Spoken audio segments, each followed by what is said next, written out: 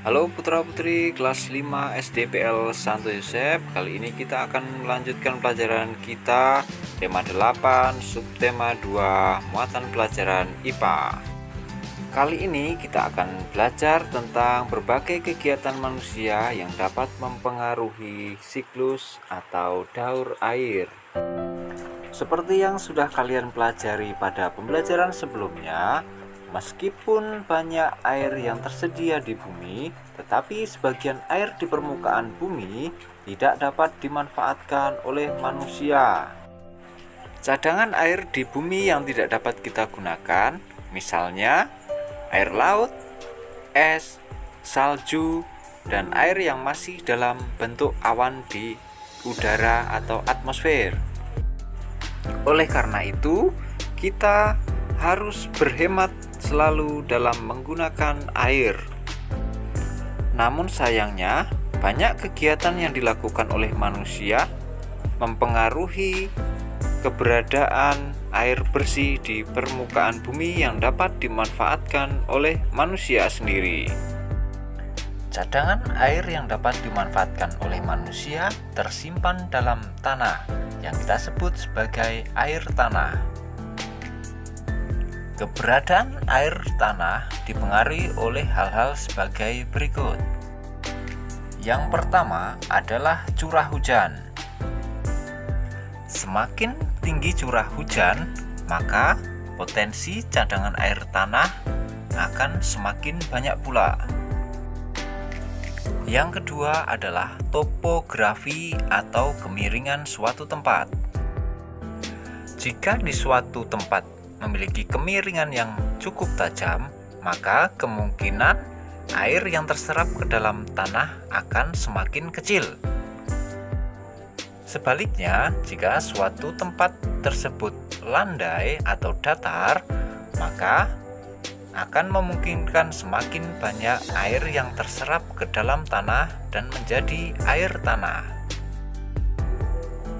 Yang ketiga adalah batuan. Di suatu tempat yang memiliki banyak lapisan batuan, maka keberadaan air tanah akan semakin banyak. Dan yang keempat adalah vegetasi atau keberadaan tumbuh-tumbuhan. Ketika di suatu tempat memiliki banyak pepohonan, maka air yang terserap dan tersimpan di dalam tanah tersebut akan semakin banyak dibandingkan dengan tanah yang tidak memiliki tumbuh-tumbuhan. Mengingat begitu pentingnya keberadaan air khususnya bagi manusia, maka kita harus selalu menjaga keberadaan air di bumi. Namun kadangkala kegiatan yang dilakukan oleh manusia justru berdampak buruk terhadap keberlangsungan air di bumi. Nah, apa saja kegiatan manusia yang dapat mempengaruhi siklus air? Kita akan lihat berikut ini. Yang pertama adalah penebangan dan pembakaran hutan secara liar. Penebangan dan pembakaran hutan secara liar mengakibatkan hutan menjadi gundul. Akibatnya, hutan yang gundul ini tidak dapat menyerap air sehingga ketika turun hujan, air akan langsung mengalir di permukaan tanah, kemudian ke sungai dan bermuara ke laut. Selain itu, aliran air di permukaan tanah yang deras dapat mengikis lapisan tanah humus sehingga tanah tidak menjadi subur lagi. Dan lebih parah lagi, ketika aliran itu menjadi besar akan menimbulkan banjir. Yang kedua adalah pencemaran air.